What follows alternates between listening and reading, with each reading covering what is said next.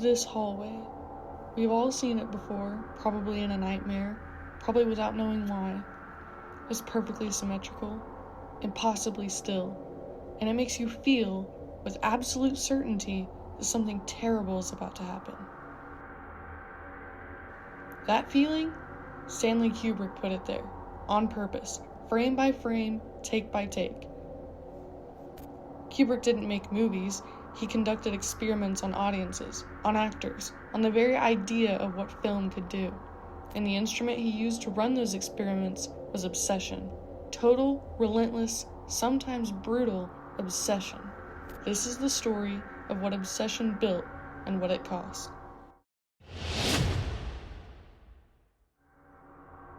Before he was a legend, Kubrick was a chess prodigy and a teenage photographer for Look magazine in New York. He taught himself filmmaking in the same way he taught himself everything else he knew, by obsessing over the mechanics until he understood them inside out. By his 30s, he'd made war films and noir thrillers and political satire. Some would say he was prolific. But then, something shifted.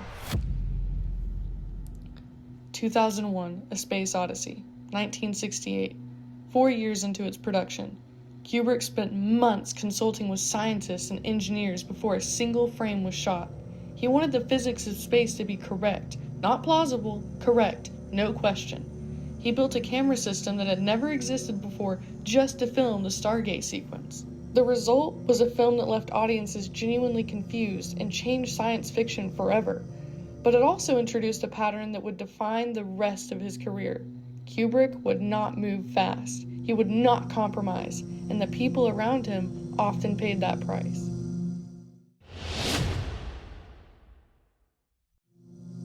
Ask Shelley Duvall about The Shining, and she'll tell you it was one of the hardest things she'd ever been through. Kubrick shot the famous baseball bat confrontation scene over 100 times. He reportedly told crew members to treat her coldly to keep her emotionally raw. He told her the character she was playing was weak and unsympathetic. By the end of production, her hair was falling out from stress. And yet, when you watch that film, her performance is devastating. There's a terror in her eyes that no amount of direction can fake.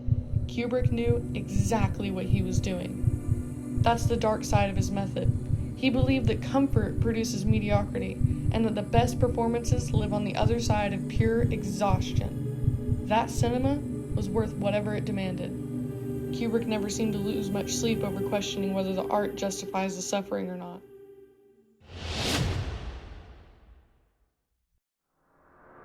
What made Kubrick's films feel different was the stories, for sure, but the main separating factor between his films and others was the geometry.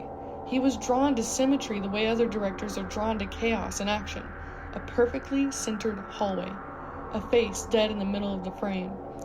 These compositions feel almost uncanny, and that's intentional. They create a cold, clinical distance that keeps the audience slightly off balance. You're watching something ordered, but the order feels wrong. He also pioneered the use of natural and practical light. Barry Lyndon, his 1975 period drama, was shot entirely by candlelight and natural daylight using a lens designed by NASA. It was technically unprecedented at the time. Every film he made introduced some new technical innovation, not because the technology was interesting, but because he had a vision that current technology couldn't capture. So he built tools himself. Stanley Kubrick died in 1999, 6 days after delivering the final cut of Eyes Wide Shut. He made 13 feature films in 46 years. 13.